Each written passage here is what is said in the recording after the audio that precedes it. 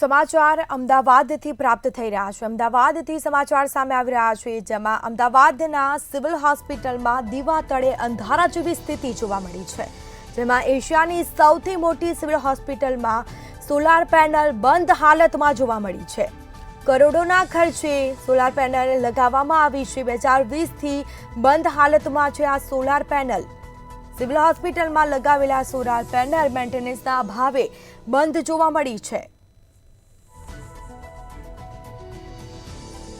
જેમાં મંજૂરીના અભાવે સિવિલ ચૂકવે છે અંદાજિત 1.5 કરોડનું વીજ બિલ। આ સાથે જ મેન્ટેનન્સના અભાવે સોલાર પેનલ છે તે બંધ હાલતમાં જોવા મળી છે। તો અમદાવાદની સિવિલ હોસ્પિટલમાં દીવા તળે જ અંધારા જેવી સ્થિતિ સર્જાઈ। જેમાં એશિયાની સૌથી મોટી સિવિલ હોસ્પિટલમાં સોલાર પેનલ બંધ હાલતમાં પડી છે।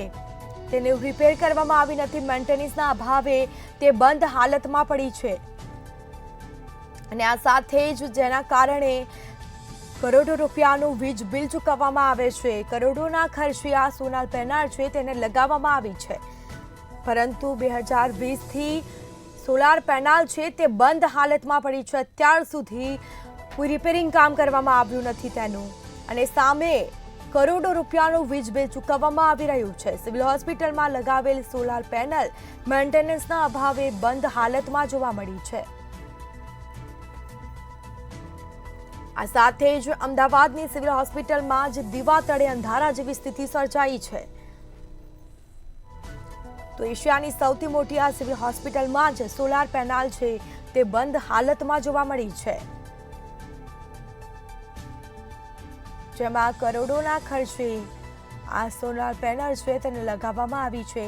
2020થી સોલાર પેનલ છે તે બંધ હાલતમાં જોવા મળી છે। તો મેન્ટેનન્સનો ક્યાંક ને ક્યાંક અભાવ જોવા મળ્યો છે। બીજી તરફ મંજૂરીના અભાવે અંદાજિત 1.5 કરોડનું વીજ બિલ પણ ચૂકવવામાં આવે છે।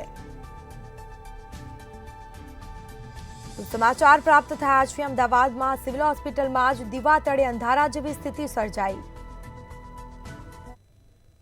સોલાર લગાવવામાં આવેલી જેડા દ્વારા અને પહેલાં 5 વર્ષ એને મેન્ટેન પણ કરી।